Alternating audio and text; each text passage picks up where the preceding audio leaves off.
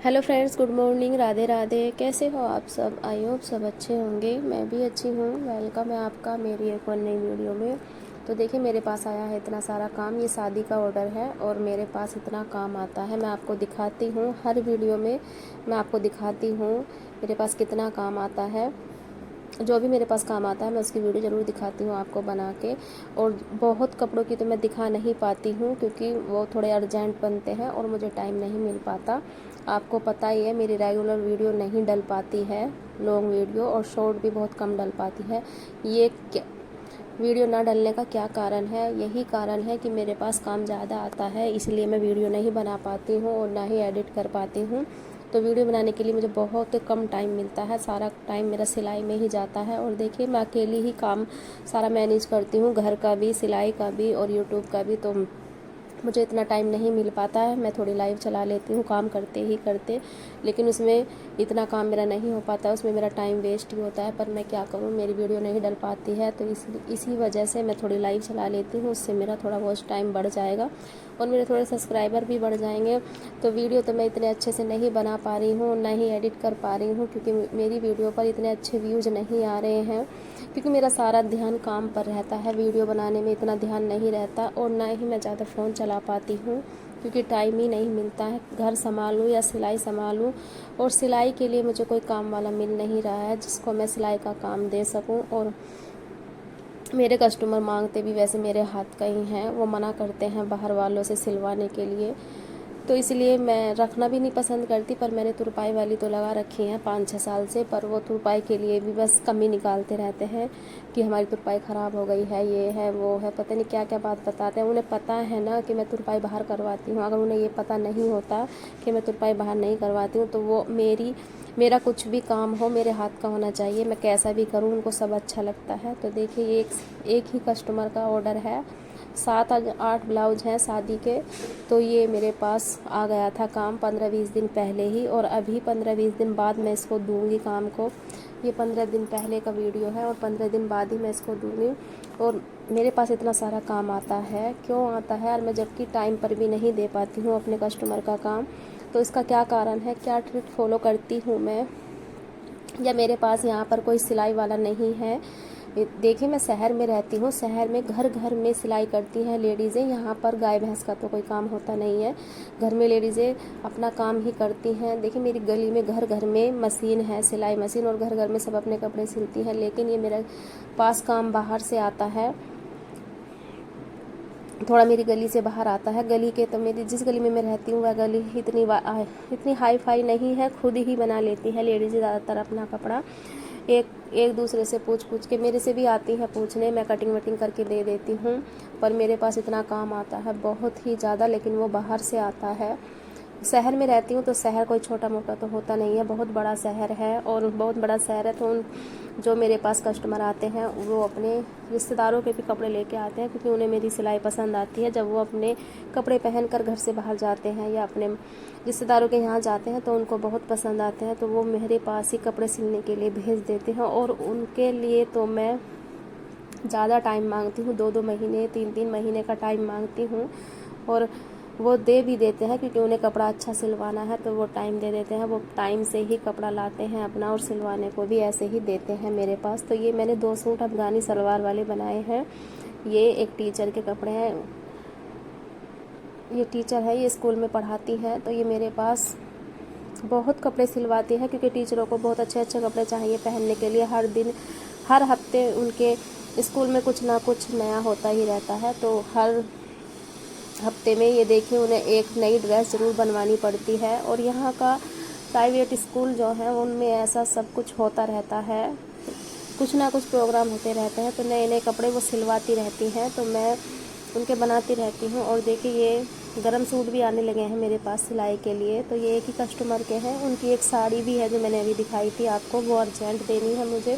पर ये मेरे पुराने कस्टमर हैं। जो मेरे पुराने कस्टमर होते हैं तो उनका मैं 1 या 2 कपड़ा मैं अर्जेंट दे देती हूँ, लेकिन वो ज़्यादा लेके आते हैं तो सारा तो मैं नहीं दे पाती हूँ, लेकिन 1-1 2-2 मैं दे देती हूँ। तो इससे ही मेरे कस्टमर खुश रहते हैं। मेरे कस्टमर 8-8 10-10 जोड़ी मैंने अभी आपको दिखाए हैं। कस्टमर के 7-8 ब्लाउज़ थे तो मैंने दिखाए हैं।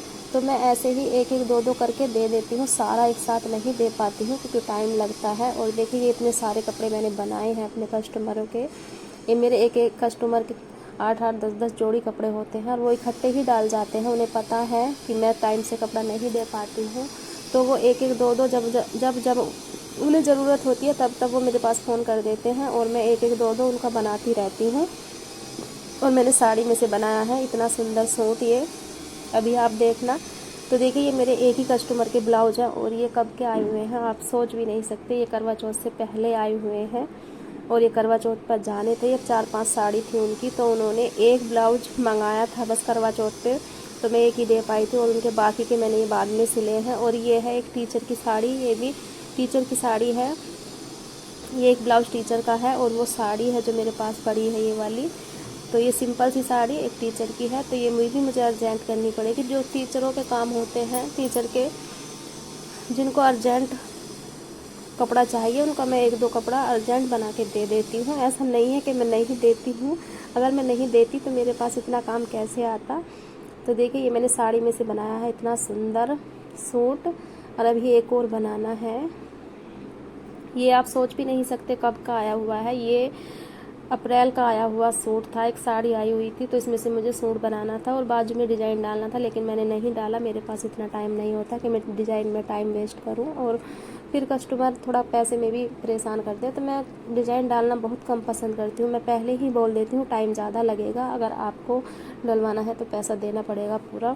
तो देखिए इतना सारा काम मेरे पास आता है। मैं कितने कपड़े आपको दिखा चुकी हूँ, कितने सिले हुए दिखा चुकी हूँ और कितने मैं बिना सिले आपको दिखा चुकी हूँ।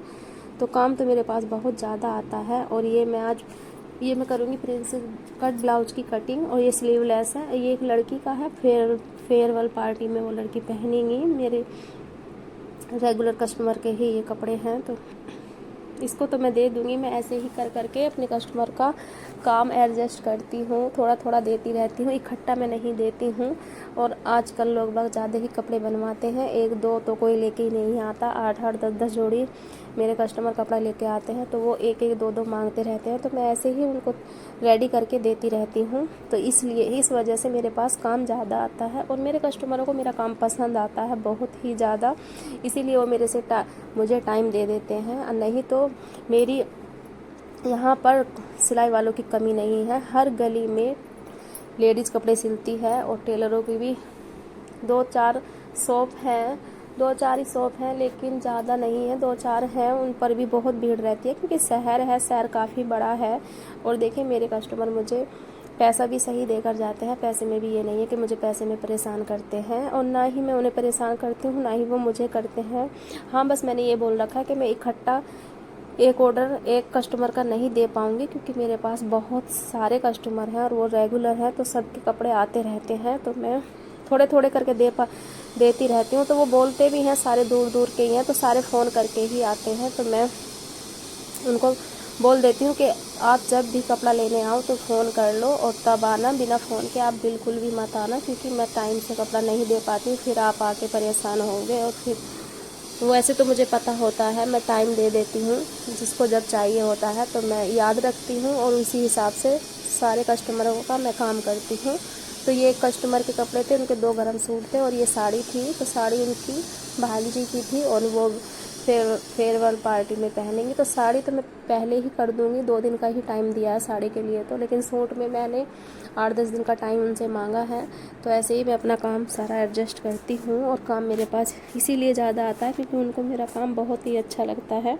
और देखिए मैं अर्जेंट का कितना पैसा लेती हूँ अपने कस्टमरों से, तो मैं अर्जेंट का कोई पैसा नहीं लेती हूँ। देखिए कस्टमर बनाने के लिए कुछ कॉम्प्रोमाइज़ करना पड़ता है, जैसे मैं करती हूँ। और मैंने कस्टमर इतने ज़्यादा बना लिए हैं, इतने ज़्यादा बना लिए हैं, वो मेरे से बहुत ज़्यादा खुश रहते हैं। नए नहीं बनाना चाह रही मैं, लेकिन रेगुलर मैं सिलाई 8 साल से रेगुलर सिलाई कर रही हूँ और मेरे इतने सारे कस्टमर बन गए हैं रेगुलर। वो मेरे पास ही कपड़े सिलवाने आते हैं और अपने बच्चों को ही भेज देते हैं, सारे दूर दूर के ही। मैंने बताया है आपको, मेरी गली में से 1-2 ही हैं मेरे रेगुलर कस्टमर और बाकी के मेरे दूर के हैं। सब अपने बच्चों को ही कपड़े लेके भेज देते हैं, उनकी नाप मेरे पास होती है और फ़ोन से मुझे सारा कुछ बता देते हैं कैसा बनवाना है कैसा नहीं बनवाना है।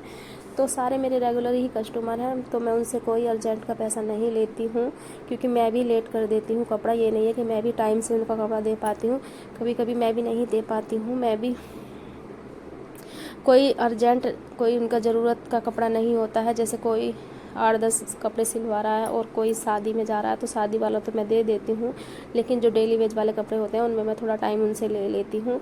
तो देखिए कभी ऐसा होता है मैं भी टाइम पर नहीं दे पाती हूँ, तो ऐसे ही मैं एडजस्ट करती हूँ।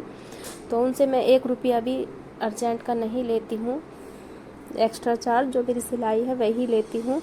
तो इससे भी मेरे कस्टमर बहुत ज़्यादा खुश रहते हैं। तो बहुत कुछ ऐसी बातें होती हैं जो हमें फॉलो करनी पड़ती हैं और जिनकी वजह से मेरे पास काम ज़्यादा आता है, काम मेरे पास बहुत ज़्यादा आता है। तो देखिए अगर आप अर्जेंट का पैसा लोगे तो इससे आपके कस्टमर पे बहुत ज़्यादा फ़र्क पड़ता है। तो वो सोचता है देखिए मेरे से अर्जेंट का पैसा ले लिया है और मैं तो इनका रेगुलर कस्टमर हूँ। तो कस्टमर बनाने के लिए भी कुछ हमें कॉम्प्रोमाइज़ करना पड़ता है। तो मैं अर्जेंट का कोई पैसा नहीं लेती हूँ और इससे ही मेरे पास ज़्यादा काम आता है। और मैं अपने कस्टमर के कपड़ों में थोड़ा कुछ अपनी साइड से भी कर देती हूँ, जिससे वो बहुत ज़्यादा खुश हो जाते हैं। और फिटिंग तो मैं बहुत ही अच्छी देती हूँ, उनको बहुत पसंद आती है मेरी हाथ की फिटिंग। तो इससे भी मेरे कस्टमर बहुत ही ज़्यादा खुश रहते हैं। तो देखिए कुछ पाने के लिए कुछ खोना तो पड़ता ही है। तो मैंने बहुत ही मुश्किलों से अपने रेगुलर कस्टमर बनाए हैं, मैंने बहुत कॉम्प्रोमाइज़ किया है अपने रेगुलर कस्टमर बनाने के लिए। लेकिन अब मैं इतना ज़्यादा थक गई हूँ, मेरा सिलाई करने का भी मन नहीं करता है, लेकिन मेरे कस्टमर नहीं मानते हैं।